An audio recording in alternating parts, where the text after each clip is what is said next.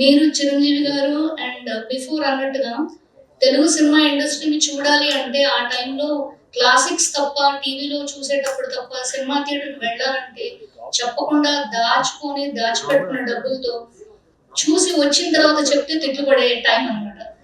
ఎందుకంటే artistic movies థియేటర్లో వచ్చేవి కావు.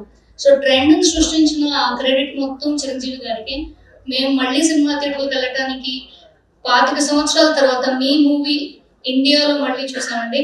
అసలు ఆ ఎనర్జీ ఏంటో, ఆ సీక్రెట్ ఏంటో తెలియట్లేదు. I hope my husband was here and if you are here he is the biggest fan అండి. మేమందరం అమెరికాలో మీ సినిమా థియేటర్లోకి వెళ్ళినప్పుడు ఇంత పెద్ద బ్యాగుల్లో పేపర్లు చింపుకుని అందులో రెడీగా పెట్టుకుని థియేటర్కి వెళ్ళేవాళ్ళం.